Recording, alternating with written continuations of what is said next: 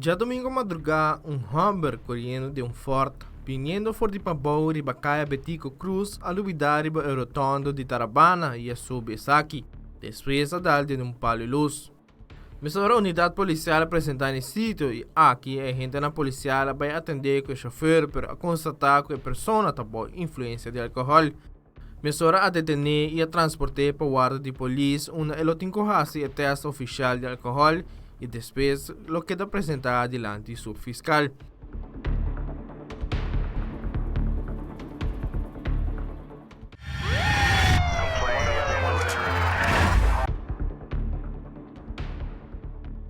Já domingo à noite de Bacaia Betico Cruz, na altura do Tony Tarabana, sucedeu outro acidente. Caminha o chofer de Toyota Yaris vindo por de Pabou, a luvidade de Rotondo e a Subesaki, depois a dar de troncão de mata. O auto que pegar o troncão de mata e o passageiro feminino a resultar levemente herido. Misora unidade policial e também a ambulância que dirige no sítio. Para médico não abrindo assistência médica e polícia de tráfico também chega no sítio para tomar dados e durante sua investigação a constatar que Humber traz de stuur estava boa influência de álcool. Misora a detener e a transportar para o guarda de polícia.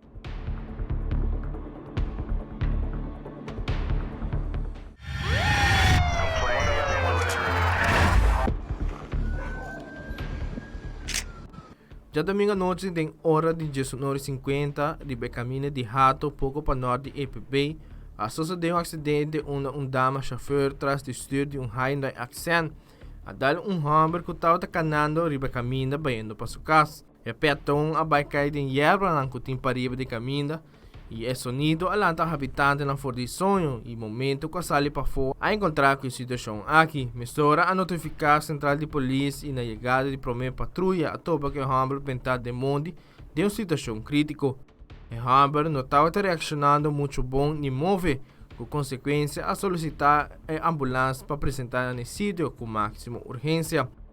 A gente na policial se recomenda para evitar a auto não chegar cerca e estroba a autoridade de Racina Tropou. Para médico não há ajuda de polícia para se transportar e gente Humber herida com urgência para o hospital mirando sua situação crítica. Polícia de tráfico também agora solicitar para apresentar no sítio para se fazer uma investigação.